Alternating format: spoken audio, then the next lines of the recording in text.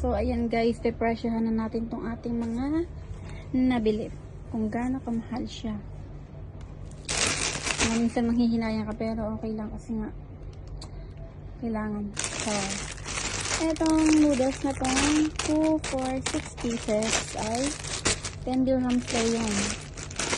Ang palitan ngayon ay 15 pesos and 46 centavos. So, 150 na yan guys. So, dalawa binili ko. Hindi ko naman agad iubos na yun. Hindi ko mag-alala. So, yan. Tapos itong mga ramen. Parang kapresyo lang din sa Pinas. 1 dirham ko lang ito nabili. So, yan. Gatlo. Spicy. Ay, dalawa lang. Yan. Yan. Ito na nabili ko. So, kumuha na tayo ng calculator. Sure lang. Tapos ito, sale pa yan. 7 point something kung nabili or 8 dirhams. Ito naman, magkano ba ito? Check natin itong resibo. Itong dalawang kamatis at dalawang sibuyas, mahalaga ng 1.40. Almost 1.50. Diba? 15 sa kalahati. 20 plus na to. Ito almost 12 dirhams or 13 pala. And then itong suka at soyo combo. Magkano ba ito nabili? Check natin mamaya. Tapos ito, panglinis ng kuko. Kesa mag-ano pa tayo, magpalinis, diba? Marunong naman tayo. Parang 13 dirhams. So, ito. Ano ba yung bishay na to? Ayan, presyuhan natin mga beshi. 8.49 lang pala tong laki. May sabi ni ate, 10. Ayan, 8.49 lang.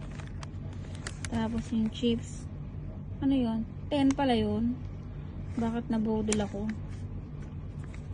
Yung magic sarap, 6.49. 7 dirhams almost. Compute nyo na lang times yun sa 15.46. Yung bishay, 34 dirhams.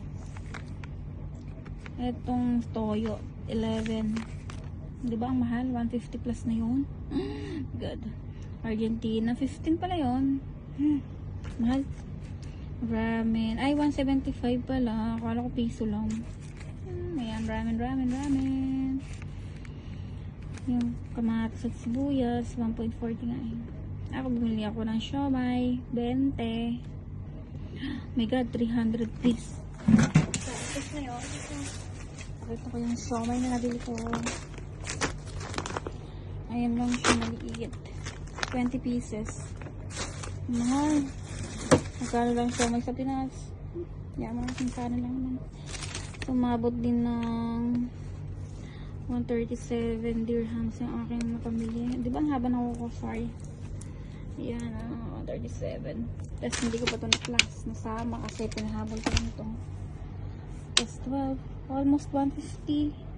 150 dirhams guys. Plus 15 times 15.46 nyo. Yun.